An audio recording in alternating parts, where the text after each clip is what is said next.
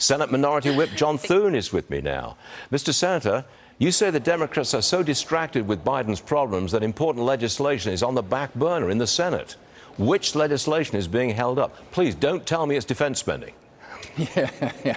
Unfortunately, you are correct, Stuart. It is defense spending. The National Defense Authorization Act is the most consequential legislation we deal with on an annual basis. It basically lays out all our priorities in terms of our national security requirements and making sure that we're able to face any of the threats that we might encounter around the world.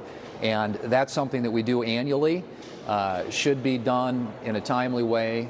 Chuck Schumer is indicating that it's unlikely we're going to get on it. We have a couple of weeks after the convention next week where we could process it on the floor of the Senate. But right now they're focused on politics. They're focused on their possibilities of losing elections in the November election on the Senate side and on the House side.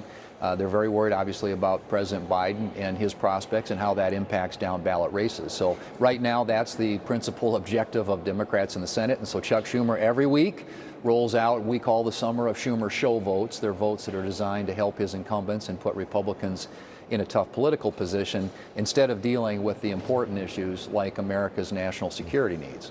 Mr. Senator, more cracks are emerging or appearing in the Democrats' wall of support for the president. Nancy Pelosi says the decision to stay in the race is his, but I presume they're running out of time, presumably to find a replacement. Senate Majority Leader Schumer telling donors he wouldn't mind if there was a different candidate. Do you believe Biden, the president, at this point is toast? Well, I think that his policies are toast. I don't think whoever they put on the ballot is going to make a difference. When you got over 20% inflation and the fact that it's costing the American people $13,000 more per year just for the same goods and services that they had to buy before Biden took office, and you got an open southern border and instability around the world, the policy and the issues are what's going to sink the Democrats in the fall election.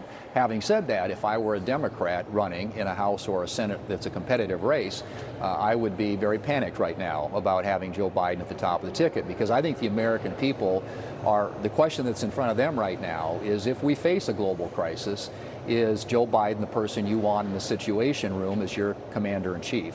And I think that's a threshold issue that the American people are responding to, and that's why Democrats are becoming so nervous in the House and the Senate. The press conference, which was originally scheduled for 5:30 p.m. Eastern Time today, has been delayed 1 hour to 6:30 p.m. We don't know the reason for this, but is there a suspicion that something's going on here and that the president is not really prepared to do a full-scale press conference, so it's delayed and delayed? What's going on here? Good question. I think that the fact that they keep pushing this back, there's something amiss here. I keep coming back to the fact that, this presidency is all about high prices and open borders, but it is also on a basic level about competence on the world stage. And having the 75th anniversary of NATO being celebrated here in Washington, D.C. this week, clearly is an opportunity for the president to be able to show leadership on that world stage. But for whatever reason, there seems to be questions about whether or not they're going to proceed with that press conference. And I think that there are clearly a lot of questions among the American people, but I would argue also among our allies and our adversaries around the world about whether this president is up to the task. Very important press conference tonight. Senator John Thune, thanks for joining us, sir. Appreciate it. Good to be with you. Thanks, Stuart. Yes, sir.